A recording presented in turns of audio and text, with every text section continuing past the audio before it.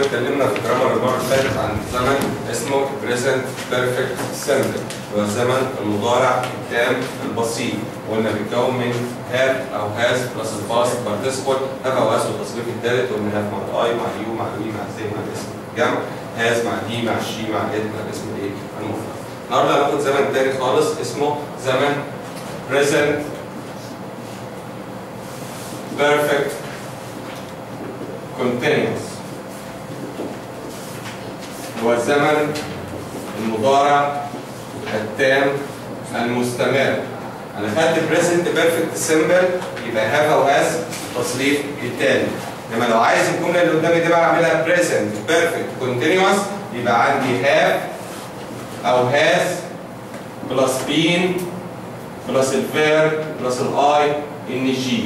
يبقى عشان احط الجمله present perfect simple مضارع تام بسيط have او has والتصريف التالي. عشان احطها present perfect continuous مضارع تام مستمر يبقى عندي have او has وبين والفيرب بلس اي ان جي. have مع الاي برضه واليو والوي والذي والاسم الجمع، has مع الاي مع الشي مع الات مع الاسم الايه المفرد. ولكن استخدامات الزمن ده بقى انا بستخدمه في ايه؟ اول استخدام له ان انا بستخدمه للتعبير عن احداث بدات في الماضي واستمرت حتى لحظه الكلام وربما في المستقبل. يبقى اما اجي اعبر عن حدث وبدا في الماضي واستمر حتى لحظه الكلام وربما كمان هيكون مستمر معايا في المستقبل يبقى احط بريزنت بيرفكت كونتينوس اللي هو مضارع تام مستمر. ازاي؟ ادي مثال عليا ولا اشوف مثال اكتبه I have been working all day. بقول لك انا شغال طول اليوم. ما قلتش I have worked، ما قلتش I worked، ما قلتش I work، قلت I have been working all day، أنا شغال طول اليوم.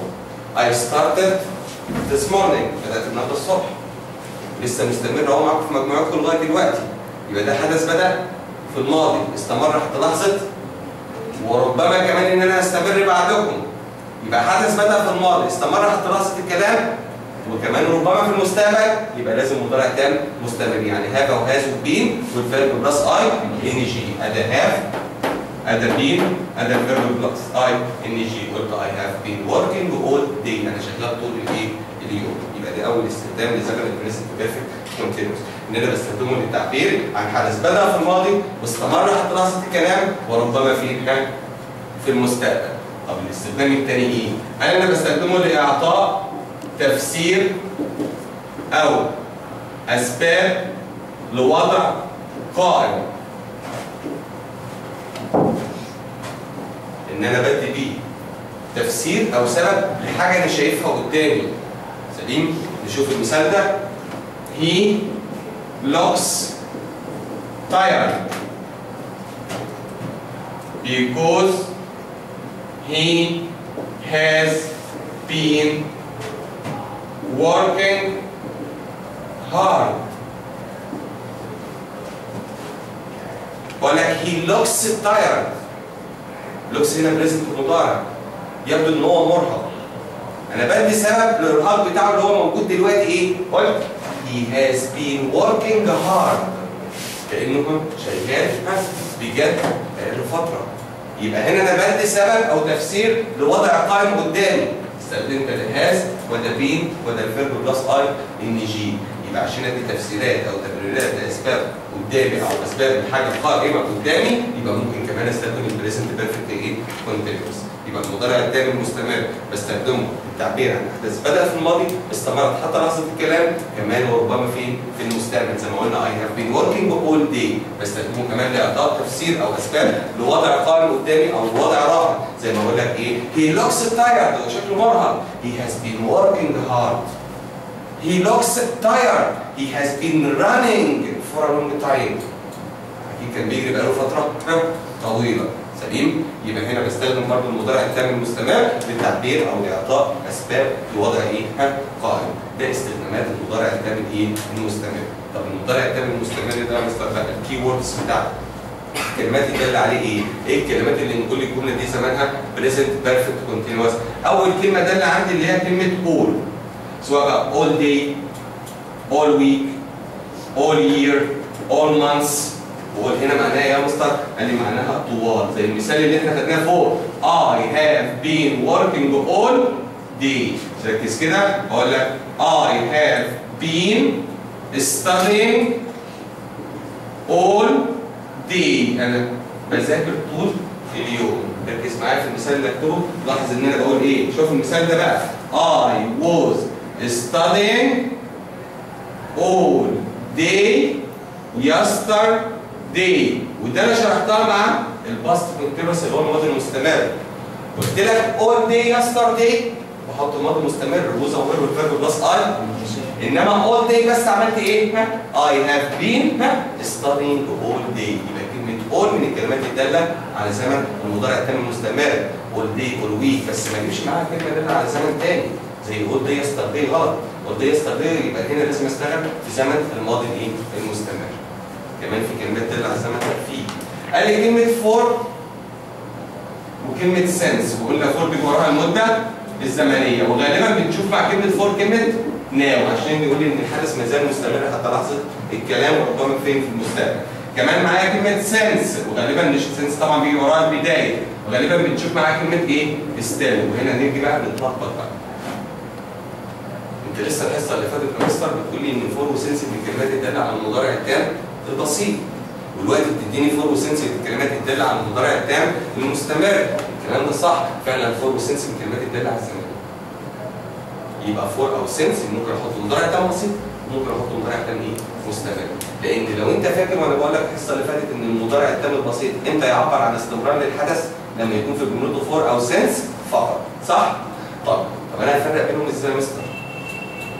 فرقين بسيطين جدا نفرق ما بين المضارع التام البسيط والمضارع التام المستمر. ايه هما الفرقين دول بقى؟ ودول مهمين عندك للسنين اللي جايه. ازاي؟ اول فرق عندي قال لي اذا كان الفعل يدل على الاستمرار استخدم مضارع تام مستمر وليس بسيط. قال لي لو الفعل بيدل على الاستمرار حط مضارع تام مستمر. فعل ما بيدلش على الاستمرار يبقى مضارع تام بسيط. يعني ايه يا مستر فعل يدل على الاستمرار؟ يعني ايه فعل ما بيدلش على الاستمرار؟ فعل بيدل على الاستمرار يعني هياخد وقت عشان يكتب. يعني فعل استادي يذاكر مش هقرا كلمه واسكت، لا هياخد مني وقت. الفعل بلاي يلعب مش هلمس الكوره واقف، لا هياخد مني فتره. ريد يقرا هكذا. استادي يذاكر دي كلها افعال بايه؟ بتدل على الاستمرار. انما مثلا فعل مثلا زي ستوب يتوقف، انا توقفت خلاص. سليم؟ الفعل جو اوت يخرج، انا خرجت قعدت بره قد ايه ماليش دعوه. النون ده فعل كده ما بيدلش على الايه؟ على الاستمرار. طب اديني مثال. اقول لك he has been studying since this morning. لو بصينا في المثال ده he has been studying since this morning. انا عندي since في الجمله، واحنا اتفقنا ان since من الكلمات الداله على المضارع التام البسيط والمضارع التام الايه؟ المستمر. في الجمله دي انا عملتها present perfect continuous لانها هي الاصح. لان الفعل استادي هنا بص على الفعل استادي كده، فعل استادي بمعنى يذاكر، ده فعل بيدل على يبقى يفضل استخدام المضارع التام المستمر. طب شوف المثال اللي بعده. he has started to study since this morning. هنا بقى الفعل الاساسي هنا study ولا start؟ start بمعنى انا بدات مذاكره، انا بدات خلاص، انا مش هياخد وقت، البدايه ما تاخدش وقت، ذاكرت قد ايه ماليش دعوه. يبقى ده فعل ما بيدلش على الاستمرار، عملته بريزنت بيرفكت ايه؟ سمبل. ده اول فرق بنركز عليه، اول فرق ما بين الزمنين اللي هو المضارع التام البسيط والمضارع التام الايه؟ المستمر. طب تاني فرق ايه؟ الناس تركز فيه بقى كمان. قال لي اذا ذكر عدد او كميه ما تم فعله نستخدم مضارع تام بسيط وليس مستمر. دول الفرقين اللي انت تستخدمهم او تركز عليهم ايه؟ مع استخدامات المضارع التام البسيط واستخدامات المضارع التام المستمر. شوف المثالين دول، خدنا الفعل استادي عملتوا ايه؟ مضارع تام مستمر. شوف نفس المثال اللي فوق، I have been studying since this morning. I have studied 3 lessons since this morning. نبص للمثالين دول بقى. عندي since من الكلمات الدالة على present perfect simple present perfect continuous. يبقى لا اما احط ده لا اما احط ده، الاثنين صح. عندي فعل study بمعنى يساعد من الافعال اللي بتدل على مره عملت مضارع تام مستمر، مره عملت مضارع تام بسيط. طب ازاي يا مستر؟ انت ايه الفعل بيدل على الاستمرار؟ يبقى لازم احط مضارع تام مستمر او يفضل استخدام المضارع التام المستمر. ازاي تخليني اعمله مضارع تام بسيط؟ لو بصيت في المثال الاولاني بقول لك I have been studying since this morning. انا بذاكر منذ ذلك الصباح، لان قال لي المضارع التام المستمر يركز على فتره الحدث ومده الحدث، ولكن لا يركز على كميه ما تم فعله. ركز بقى في المثال اللي بعده بقى. I have studied 3 lessons. أنا ذاكرت 3 دروس. يبقى أنا حددت هنا عدد الأشياء اللي أنا عملتها ولا لأ؟ حددت، وطالما حددت عدد الأشياء أو كمية اللي أنا عملته يستخدم مضارع تام بسيط وليس مستمر، حتى لو الفعل بيدل على الاستمرار. حتى لو الفعل بيدل على إيه؟ الاستمرار. ده الفرق ما بين استخدام المضارع التام البسيط والمضارع التام المستمر. صعب الفرق ما بين الاثنين في حته فور او سنس، فيهم مشكله. ده اللي هو زمن المضارع التام المستمر اللي هو كان داقلنا في يونت ايه؟ المضارع التام. طبعا المضارع التام المستمر ده مثلا لما اجي فيه زي الثاني، ده في هاف هافن، ده في هاز هازنت. طب لما اجي اجيب صيغه الباسف بتاعه شرحناها المره اللي فاتت، قلنا صيغه الباسف للاثنين واحده، هاف او هاز وبين والتصريف التالي. سليم؟ صعب الكلام ده؟ ده كان باقي الجرامر المطلوب مننا في يونت ايه؟ 4. في يونت ايه؟ 4. نبص بقى على اللي كنا سايبينه في الريدنج والليسننج في يونت 4 كده. نفتح بيج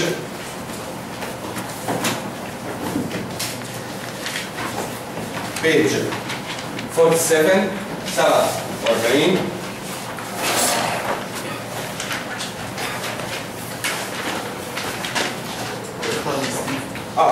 كنا خلصنا ستيفن. سليم في الليسننج. نبدا مع ليلي ونشوف هو هيتكلم عن نفسه وعن his family وهيقول لنا ايه. هنا بيقول لي ايه؟ My name is Lily, I am 15 years old. انا عمري طبعا 15 سنه. And I live in the capital of China. وانا بعيش في عاصمه الصين. هنا داير على كلمه كابيتال، لان كابيتال لازم اعرف لها معنى ايه؟ كلمه كابيتال بمعنى عاصمه، كمان كابيتال ممكن تجي لي في الترجمه بمعنى راس المال. سليم؟ يبقى كابيتال ممكن تجي لي في الترجمه بمعنى راس المال، وهنا موجوده عندنا بمعنى ايه؟ عاصمه. قال لك ذا كابيتال اوف تشاينا، عايش في عاصمه الصين اللي هي بيجين اللي هي بكين. قال لك اي ام ات سكول، انا في المدرسه. So I still live with my parents. وإن live with يعيش مع إيه؟ شخص، إنما live in يجي وراه إيه؟ المكان. With my family مع my parents in an apartment. الخط تحت apartment ويلخبطك بينها وما بين كلمة اسمها department. يبقى أنا في عندي apartment وفي كلمة عندي اسمها department. إيه الفرق ما بين الاثنين؟ apartment دي بمعنى شقة. The place where you live. سليم؟ انما كلمه ديبارتمنت دي بمعنى قسم. سليم؟ He is head of the English department. سليم؟ يعني هو رئيس قسم اللغه الانجليزيه. يبقى كلمه ديبارتمنت دي بمعنى قسم، انما ابارتمنت بمعنى ايه؟ شقه. قال لك apartment in Beijing. I don't have any brothers. وهنا اقول لك استخدم لي no. نكتب جمله I don't have any brothers. وقمت جاي لك في الروايه كده وقلت لك استخدم لي كلمه no. هقول ايه؟ لا عارف اقول I have no brothers. عملت ايه بقى يا مستر؟ لان في قاعده مهمه جدا ابقى عارف ان نو بلس الاسم بتساوي not any بلس الاسم. يعني ايه يا مستر؟ يعني لما اجي احط استخدم كلمه نو محل اني لازم احذف اداه النفي اللي في الجمله. لازم احذف اداه النفي اللي في الجمله. هو هنا بيقول لي دونت هاف، طب فين اداه النفي اللي عندي؟ دونت، حذفتها وسبتها هاف وشلت اني وحطيت لان النو بتساوي not any. سليم؟ I don't have any brothers or sisters. يبقى ممكن اقولها الجمله دي ممكن اقولها ازاي؟ I have no brothers or sisters. Like there are many small families in China. في أسر كتير صغيرة في الصين. My father is a doctor and my mother doesn't work. طبعا والدي دكتور، والدتي طبعا ما بتشتغلش. My first language is Mandarin. دي اللغة الأساسية في الصين الأصلية النيتف بتاعتهم. قال لك which is the most common. وكمان هنا long adjective صفة طويلة، ومفضل واحد عن كل الصفات الطويلة the most زائد الصفة عشان ده الجرامر اللي هناخده في unit 5. سليم؟ قال لك the most common language in the world هي أعم وأشمل لغة في العالم with nearly a billion speaker. حوالي بليون متحدث للغه دي، يعني في بليون واحد بيتكلم اللغه دي. I really love sports. وسبورتس قلنا بمعنى الالعاب الرياضيه. سبورتس تيبل تنس is my favorite game. تيبل تنس هي طبعا احب الالعاب ليا. but I also play basketball. I have never traveled outside. وعكس outside outside China.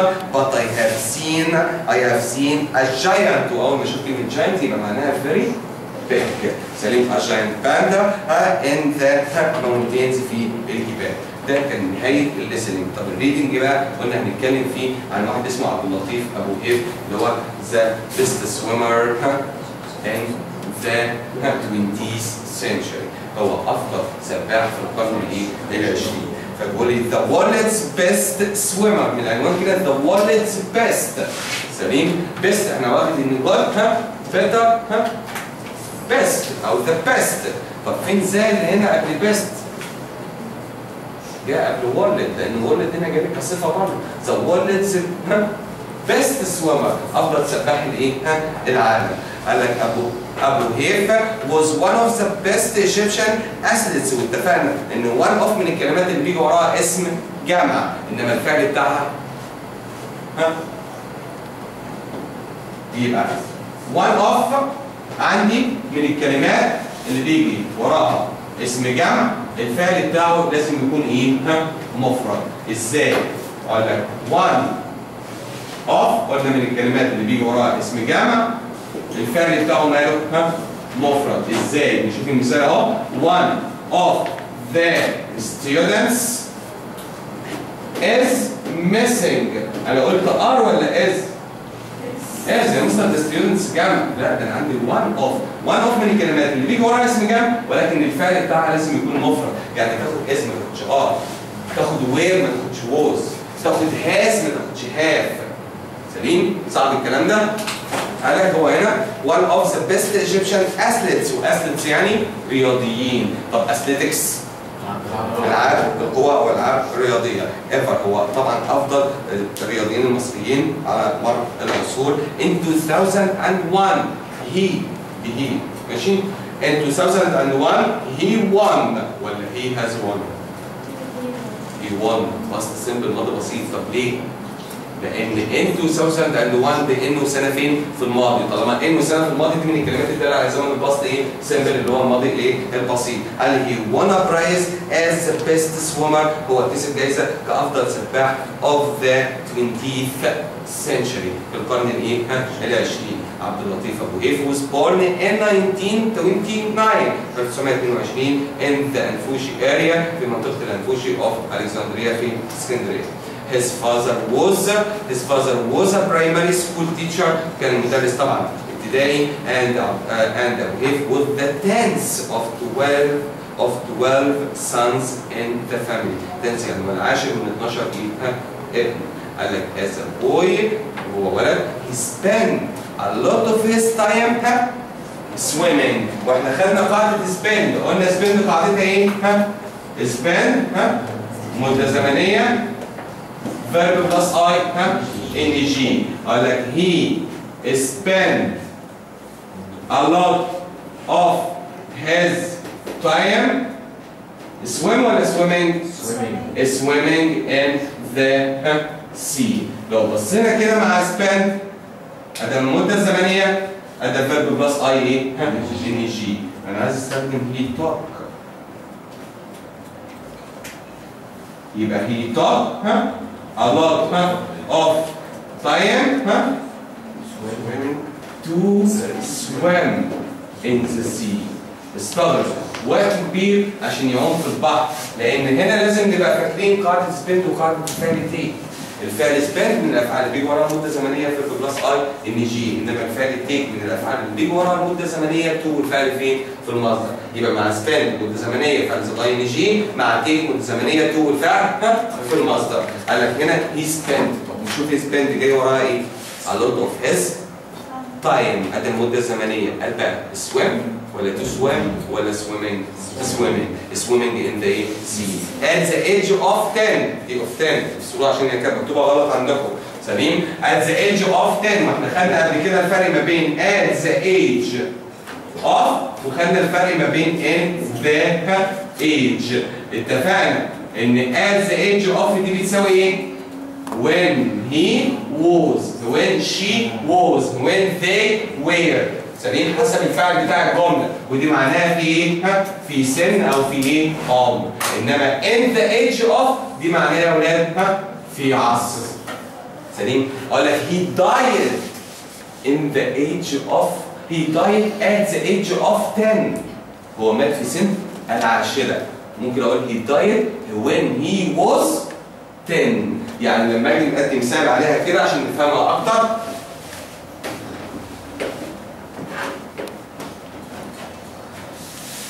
He died at the age of 10.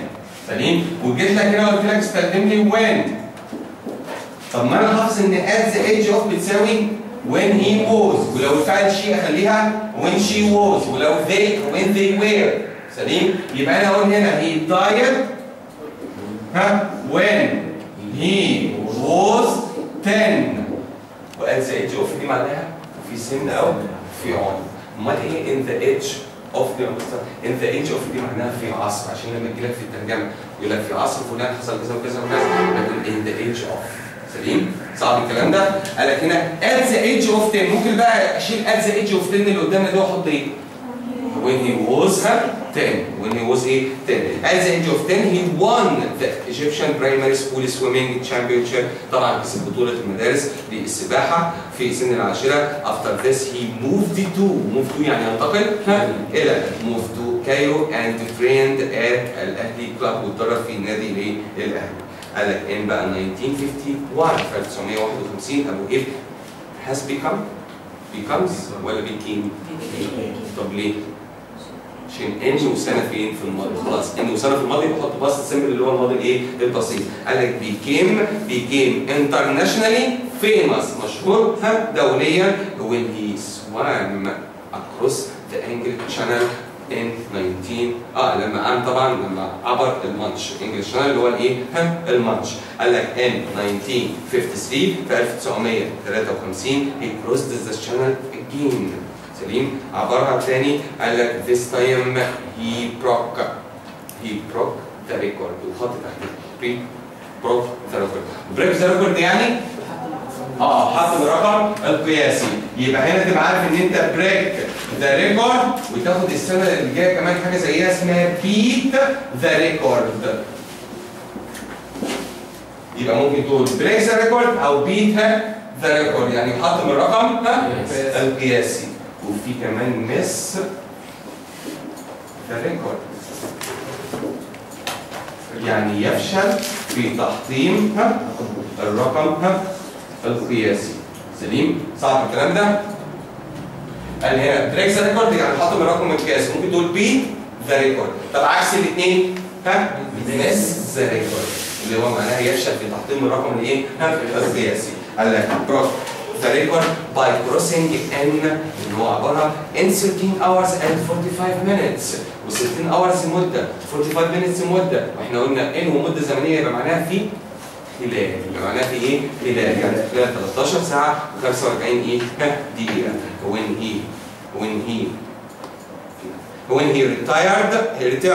he returned to Egypt return to بتساوي come back to بتساوي go back to come back to او go back ايه to when he returned to Egypt لما رجع لمصر the people welcomed him as a national hero رحبوا بيه كبطل ايه؟ قومي كبطل ايه؟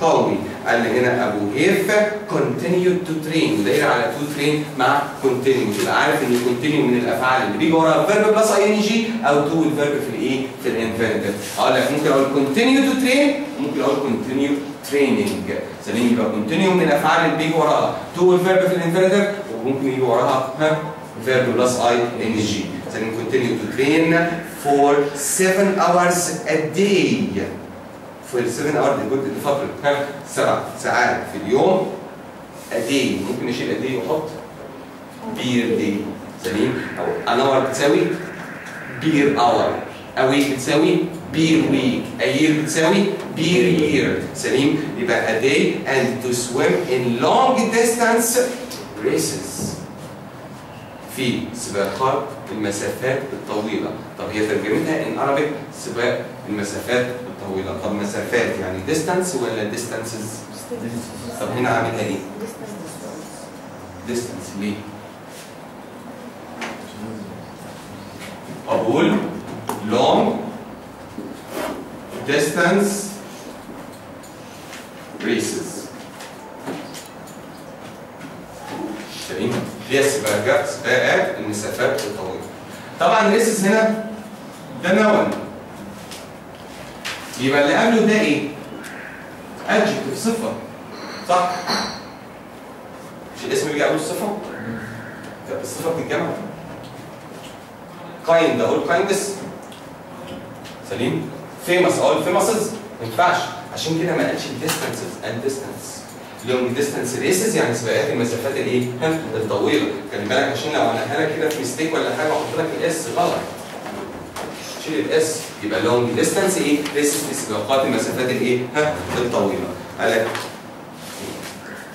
races all over the world all over بتساوي around يعني ممكن اقول all over the world او around the world سليم في جميع انحاء الايه؟ العالم in 19 بقى 63 في 1963 ان تورنتو هي بيت وبيت بمعنى يهزم. طب عايز استخدم هنا هي بيت مين؟ هاري ويليام. عايز استخدم في الجمله دي لوست هاري ويليام لوست ايه بقى؟ تو لازم اجيب معاه ساعتها حرف الجر ايه؟ تو يبقى اقول هاري ويليام لوست تو ابو هيف يبقى ابو هيف بيت هاري ويليام دي بتساوي هاري ويليام lost to ابو هيف. قال لك بيت هاري ويليام وده one of شفنا one of اهو شوف قال ايه؟ the greatest swimmer ولا swimmers؟ لان اتفقنا ان one of من الكلمات اللي بيجي وراها اسم ايه؟ جمع يعني هو احد اعظم السباحين in the world في العالم in the same year he won the Montreal swimming race. طب كسب سباق المونتريال طبعا after he swam بعد ما هو عام for 13 hours without a break وداير على without وخط تحت break without تبقى عارف ان الكلمات اللي بيجي وراها الاسم والفيرب بلس اي يبقى ممكن اقول without a break او without having a break سليم يبقى without من الكلمات اللي بيجي وراها الاسم والفيرب بلس اي ان جي without a break all the other swimmers كل طبعا السباحين الاخرين had given up give up معنى يستسلم على give up had given up because they were exhausted و exhausted بمعنى ايه يا مستر؟ قال لي منهك او متعب و exhausted تبقى عارف ان هو بتساوي very tired يبقى exhausted بتساوي ايه؟ very tired يعني مرهق ايه؟ جدا Egypt was so proud of وهنا خط تحت proud of وهنا نبقى عارفين ان كلمه proud ده بمعنى فخور. طب عايز اقول فخر كلمة one يبقى أنا عندي فيه pride ده اللي هو الفخر. عندي فيه براود ده اللي هو فخور. سليم؟ دي الصفة لازم قبلها مين؟ فيرب تو بي. تاخد بالك ان البراود دي اللي هي بمعنى فخور يجي معاها ممكن اديها اوف ممكن اديها تي. انت شفتها دلوقتي ايه؟ وهنشوفها السنه الجايه براود 2 برضه. ممكن تشوفها بالجمل عندك براود 2. امتى اوف وامتى تو مع براود؟ اوف لما يجي وراها الاسم او الفيرب بلس اي ان جي. ممكن اجيب وراها ضمير. سليم؟ براود 2 ممكن اجيب وراها الفيرب فين؟ في الانفينيتيف. يبقى براود اوف وراها الاسم والفيرب بلس اي ان جي. براود 2 مع الفعل فين؟ في المصدر. نشوف امثله كده. اقول لك I am proud of my country. انا فخور ببلدي. هنا النون اسم. فقلت هنا براود of. اقول لك I am proud of being helpful.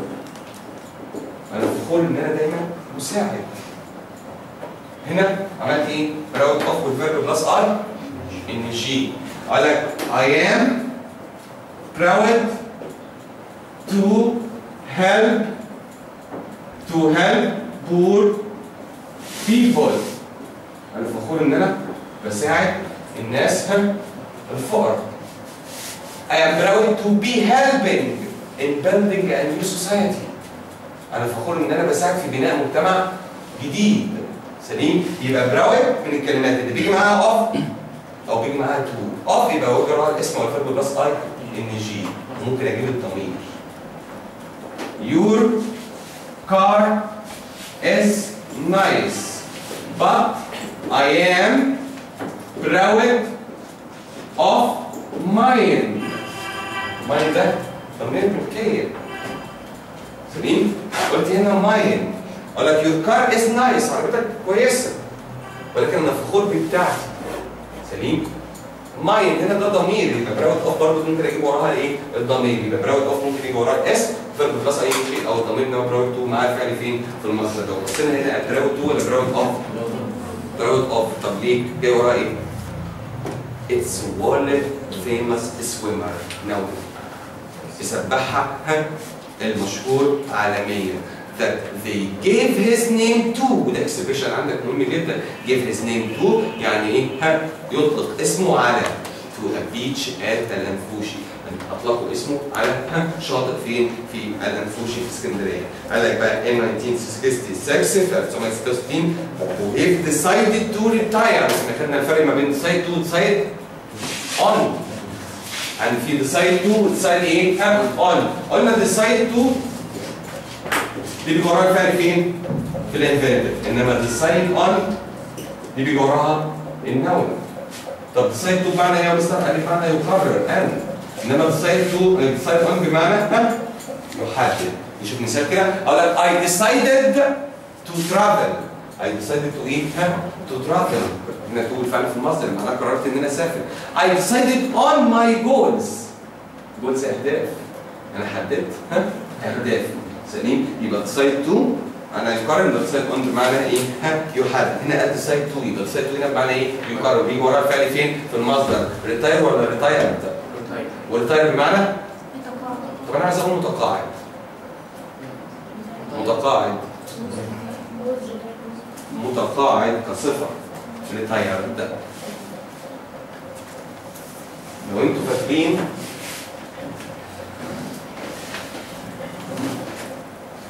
ان انا يمكن استخدام التصريف الثالث لبعض الافعال اللي يعمل كصفة. فعل ستيل الماضي بتاعه ستول. التصريف الثالث the police found the stolen car yesterday. نبص للجملة كده. ستيل بمعنى يسرق. شوف المثال هنا. The police found the stolen car yesterday. الشرطة لقت العربية المسروقة. كار اسم والاسم بيجي قبله الصفة. يبقى ستولن هنا جاية كصفة. يبقى أنا استخدمت التصريف الثالث ستيل بيعمل كصفة. شرحناها مع إيه؟ لما كنت بشرح نون والنون اللي هي معروف. قلت نو نو نون. خدت نون كالصفة بمعنى معروف زي ريتاير، ريتايرد. يبقى ريتايرد تقاعد. عايز اقول متقاعد يبقى ريتايرد. اقول لك he works for a retired diplomat. يعني ايه؟ هو بيعمل لدى دبلوماسي متقاعد.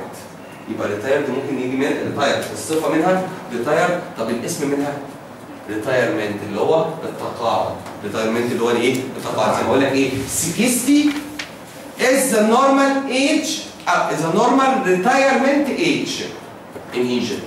يعني سن 60 هو سن التقاعد الطبيعي فين؟ في مصر. قال لك retire from swimming ان هو يتقاعد من السباحه. however ومع ذلك President Nasser asked him to think again.